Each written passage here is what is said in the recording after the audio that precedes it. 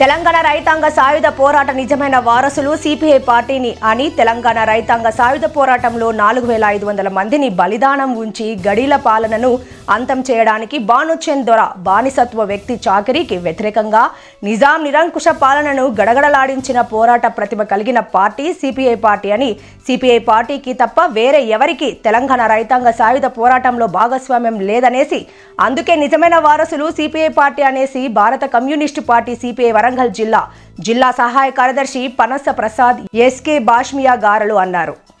ఈ రోజు పర్వతగిరి మండలంలో చర్ల తాండాలో స్తూపానికి నివాళులర్పించి ఆయన చేసినటువంటి ఉద్యమ స్ఫూర్తిని కొనియాడారు. అనంతరం రోళ్లకల్లు గ్రామంలో బైరు శాంతమ్మ గారి స్తూపం వద్ద నివాళులర్పించి భర్తగిరి మండలంలో ప్రజానాట్య మండలి కళాకారులచే అమరవీరులను స్మరించుకుంటూ కళారూప ప్రదర్శన నిర్వహించడం జరిగింది.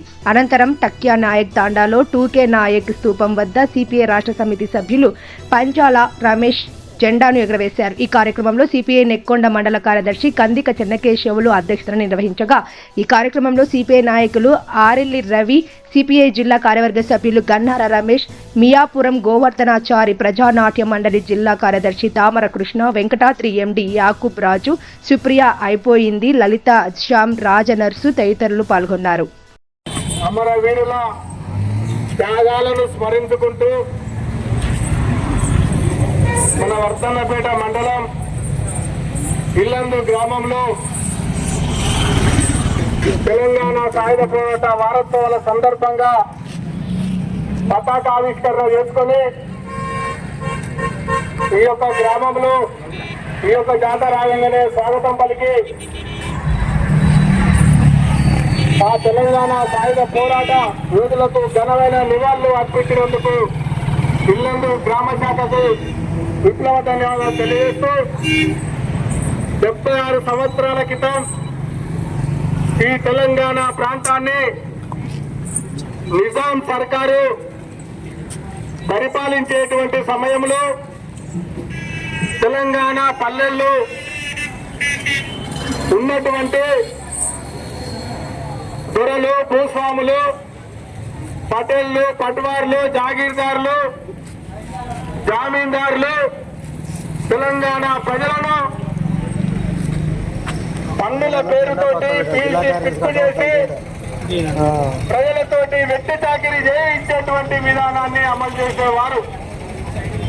దొరలు చెప్పినట్టు పల్లెలలో వినకపోతే ప్రజలను చిత్రహింసలకు గురి చేసి వారి యొక్క భూములను దౌర్జన్యంగా లాక్కొని వారి ఇళ్లలో బానిసలుగా పెట్టుకొని ఎట్టి చాకిరీ చేయించుకునేటువంటి పద్ధతి ఆనాడు ఉండేది. అలాంటి పద్ధతి పోవాలని చెప్పి కమ్యూనిస్టు పార్టీ నిజాం సర్కార్కు వ్యతిరేకంగా మట్టి మనసులను చైతన్యపరిచి వారిని చైతన్యపరిచి వారితోటి తుపాకులు పట్టించి ఆనాడు సాయుధ పోరాటం నడిపింది భారత కమ్యూనిస్టు పార్టీ. ఆ సాయుధ పోరాటంలో 4500 మంది యువ కిషోరాలు తమ ప్రాణాలను త్యాగం చేసి ఈ తెలంగాణలో ఉన్నటువంటి నియంతృత్వ నిజాం సర్కారును ప్రారంభించినటువంటి చరిత్ర భారత కమ్యూనిస్టు పార్టీ ఆనాటి త్యాగదన్నది. అలాగే భూస్వాముల దగ్గర ఉన్నటువంటి లక్షలాది ఎకరాల భూములను పేద ప్రజలకు పంచినటువంటి చరిత్ర భారత కమ్యూనిస్టు పార్టీ. ఆనాటి 4500 మంది మృత వీరుల త్యాగాల ఫలితాలే ఈరోజు తెలంగాణ విముక్తికి కారణం. కానీ ఈనాడు కొన్ని పార్టీలు, ఆనాడు చరిత్రలో ఉన్నటువంటి పార్టీలు, ఆనాడు పుట్టినటువంటి పార్టీ బీజేపీ, ఆర్ఎస్ఎస్ లాంటి పార్టీ, మతోన్మాద పార్టీలు ఈరోజు ఆ తెలంగాణ సాయుధ పోరాటం జరిగినటువంటి దాన్ని వక్రీకరించడం జరుగుతా ఉన్నది. ఆనాడు భూమి కోసం, భక్తి కోసం, తెలంగాణ విముక్తి కోసం, వెట్టి చాకిరీ విముక్తి కోసం సాగినటువంటి పోరాటాన్ని ఈనాడు మరి ముస్లిం హిందువుల పోరాటంగా ఈరోజు చిత్రీకరించడం కోసం ప్రయత్నాలు కొనసాగిస్తా ఉన్నారు. పల్లె పల్లెకు తెలుసు పోరాటం ఎవరు చేసిండ్రు, ఎవరు త్యాగం చేసిండ్రు, ఎవరు తెలంగాణను విముక్తి చేసిండ్రని చెప్పి ప్రజలందరికీ కూడా తెలుసు. మీరు ఎలాంటి దుష్ప్రచారం చేసినా ప్రజలు పట్టించుకోరు. ఈ పోరాటం ఎర్ర జెండా పోరాటం, ఈ పోరాటం సిపిఐ పోరాటం. ఈ పోరాటంలో సిపిఐకి మరి ఈ యొక్క పోరాట ఘనత తక్కువని చెప్పి మరి ప్రజలందరూ కూడా తెలిసినటువంటి అంశమే అని చెప్పి రానున్నటువంటి రోజుల్లో ఆనాటి తెలంగాణ సాయుధ పోరాట అమరవీరుల త్యాగాలను స్మృతి చేసుకుంటూ వారి త్యాగాల స్ఫూర్తితోటి ఈ దోపిడీ పాలక వర్గాలపైన పోరాటాలకు ప్రజలు సిద్ధం కావాలని పిలుపునిస్తూ ఈ అవకాశం ఇచ్చినటువంటి ఇల్లందు గ్రామ ప్రజలకు ధన్యవాదాలు తెలియజేస్తూ ముగిస్తా ఉన్నాను. అమరవీరుల త్యాగాలను స్మరించుకుంటూ మన వర్ధన్నపేట మండలం ఇల్లందు గ్రామంలో తెలంగాణ సాయుధ పోరాట వారోత్సవాల సందర్భంగా పతాక ఆవిష్కరణ చేసుకొని ఈ యొక్క గ్రామంలో ఈ యొక్క జాతర రాగానే స్వాగతం పలికి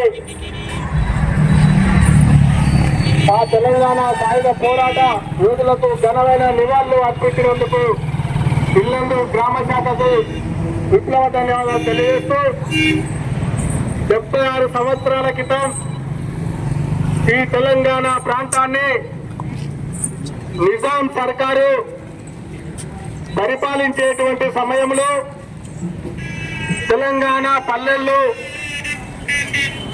ఉన్నటువంటి